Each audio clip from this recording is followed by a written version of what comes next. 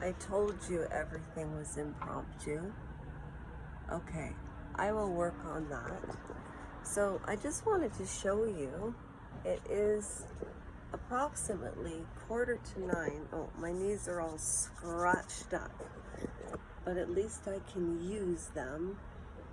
Okay, I'm preening my hair because today, as I promised you, I'm going to do the celebrity tarot card reading whenever I feel like it, because that isn't something that, in my experience, you can force. And I have claimed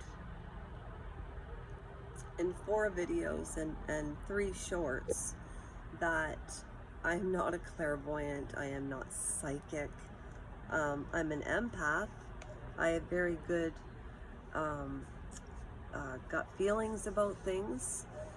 I found it interesting when I was reading about Harry, and I haven't read those cards in, since probably 1.5 to 2 years.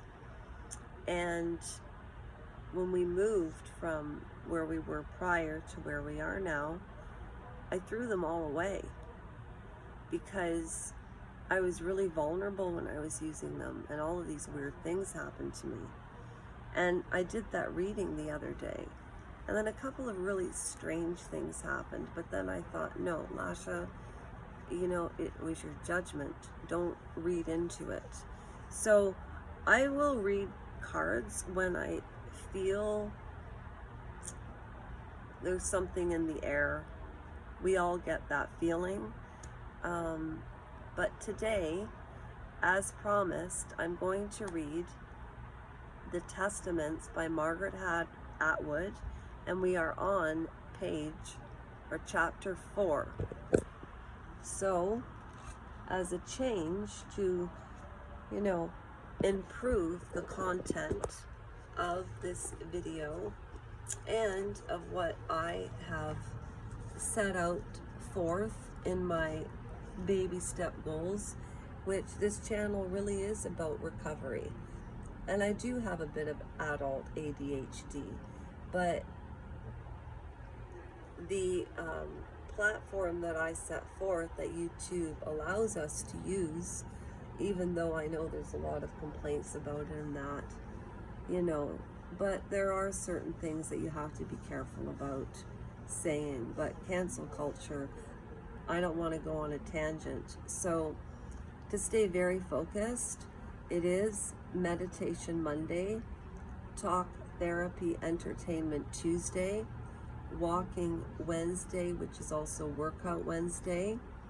Thursday is when I read the Testaments, but I'm going to be doing that every day, including Thursday, because I want this book done in the next month.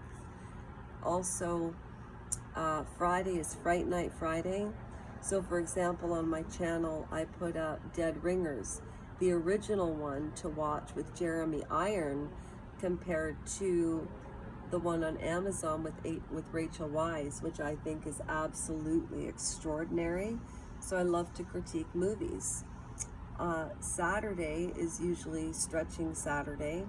Sunday is Serenity Sunday, and I used to call Mondays Manic Mondays for working out, but my computer to go live to work out, the Wi-Fi doesn't work, so then I have to do it on my phone, and I'm still in the process of learning how to edit. And I've watched channels that have grown, and the people grow with the channels because, you have to be good at something. And right now, having recovered from what I did, if you want to know why I started the channel, you have to go to Lasha Rojenko at Lasha, ROJENKO 6907. 69, dude. 6907. You go under live. It was March the 23rd of 2023. And then we moved April the 7th. And today is July the 4th. And so happy July the 4th in the States.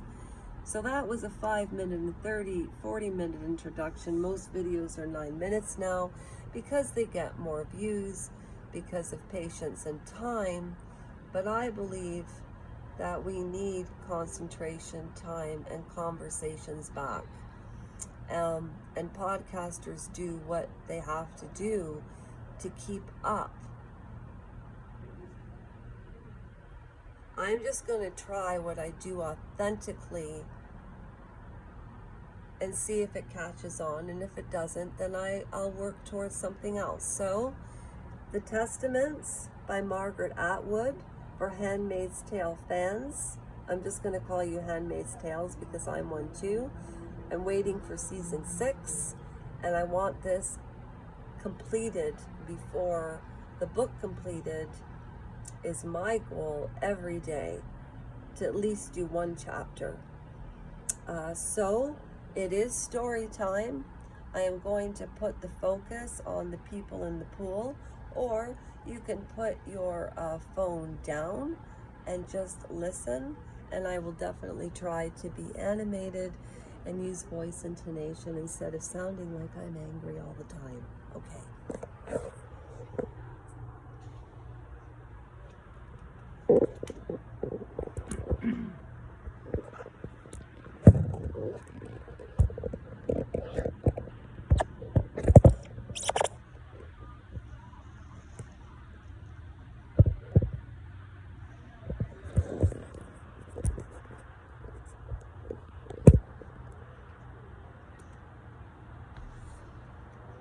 Chapter 4.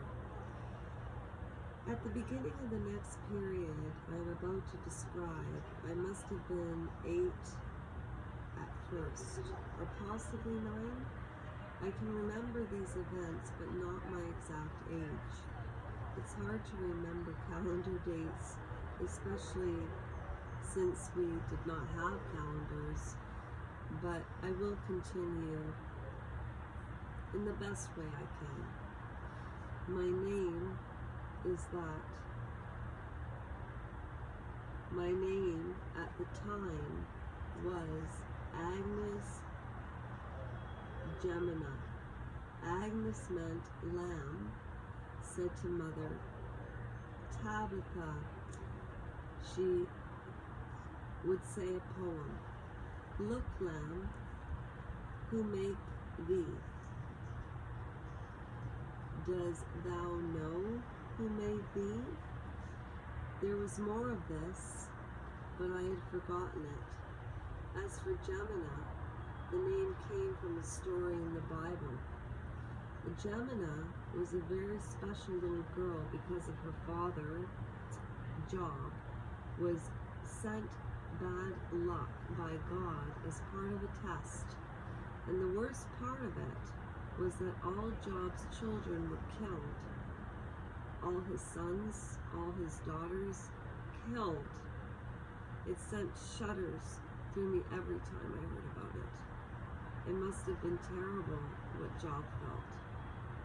But when he was told that news, but I believe it's Job, or it could be Jade, but it's spelled J-O-B, passed the test, and God gave him some other children, several sons, and also 3 daughters. As then, he was happy again, and Gemina was one of those daughters. God gave her to Job, just as God gave you to me, said my mother. Did you have bad luck before you chose me? ? So when you're asking a question, what was that line again? Did you have bad luck before you chose me? I could see a 7 or 8-year-old saying it that way in their little ways that they think. Yes, I did, she said, smiling. Did you pass the test? I must have, said my mother, or I wouldn't have been able to choose a wonderful daughter like you. I was pleased with this story. It was only later that I pointed it. How could Job have allowed God to find or to fob off? Sorry, my hair is in my eyes. How could Job have allowed God to fob off a bunch of new children on him and export him to pretend that the dead ones no longer mattered? Isn't that interesting? This is Lasha speaking. I remember when and this is just related to this book, and I know when people read books, you can all attest to this, so I'm not going to talk about myself. But let's just put it this way. I'm sure all of us have been exposed to different religions. And I remember this one particular religion, the head was in the school, and he was talking about the 7 deadly sins, one of them being gluttony. And I remember my mother worked at Weight Watchers. And I remember looking at this man, and he was, to today's standards, he would have been morbidly obese. And I remember asking my teachers and my friends, why is this saying about gluttony and eating and food, but he doesn't look thin, but why is he telling us to be thin if he's not? And I remember teachers and friends treating me like I was the nutty one, and that was hypocrisy, and I recognized that at 5 years old. So imagine I'm going to be 52, and this dystopian period is in the future.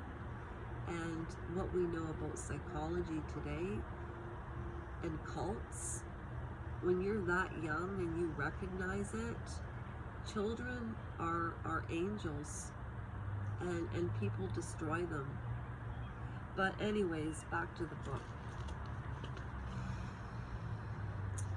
When I wasn't at school or with my mother, and I was with my motherless and less, oh wait a minute, when I wasn't at school or with my mother, and I was with my mother less and less, when I was with my mother less and less, became more and more. She would be upstairs, lying down on her bed, doing what the Marthas called resting. I liked to be in the kitchen, watching the Marthas make the bread, the cookies, and pies, and cakes, and soups, and stews. And there's nothing wrong with that value, I'll tell you that. All the Marthas were known as Martha because that's what they were. And they all wore the same clothing, and we all remember that from the Handmaid's Tale. But each of them had a first name too. Ours were Vera, Rosa, and Zillah. We had 3 Marthas because my father was so important. Zillah was my favorite because she spoke very softly, whereas Vera had a harsh voice, and Rosa had a scowl. So let's get this straight. Zillah was the favorite, but because she spoke softly, well, that says something about kids right there. Vera had a harsh voice, and Rosa had a scowl. So harsh voice, verbally, scowl facially. It wasn't her fault though. It was just the way her face was. She was older than the other 2. Can I help? I would ask our Marthas. Then they would give me scraps of bread dough to play with, and I would make a man out of the dough, and they would bake it in the oven with whatever else they were baking. I always made dough men. I never made dough women, because after they were baked, I would eat them, and that made me feel I had a secret power over men. That's good. That's good. I had no power over them otherwise. Can I make the bread from scratch? I would ask.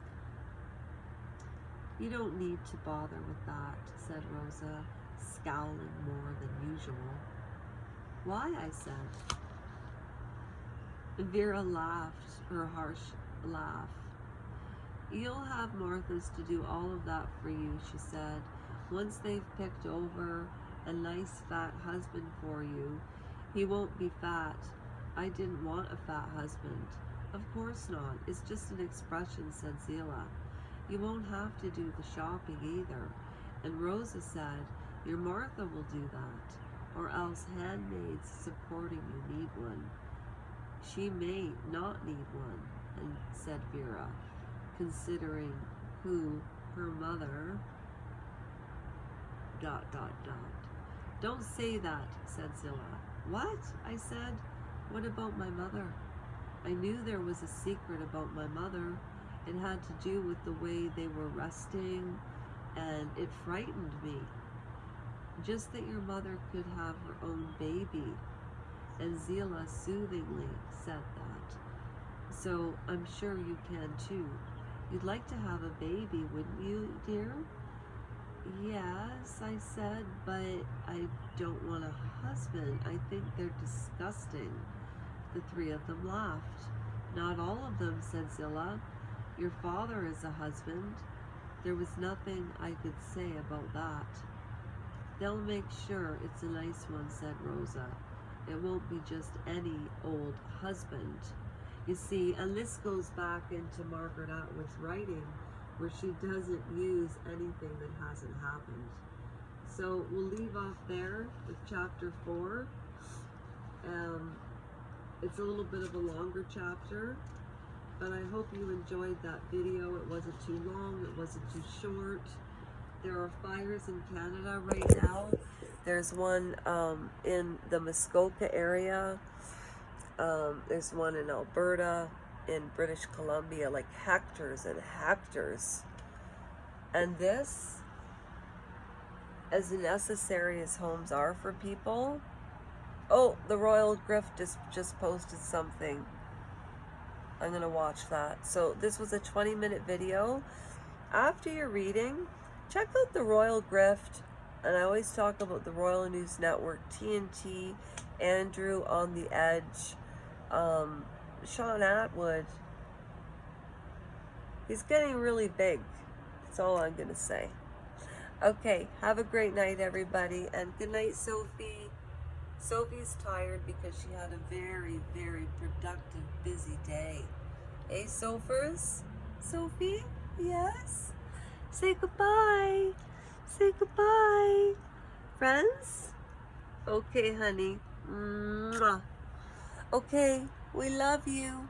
Thank you, everybody.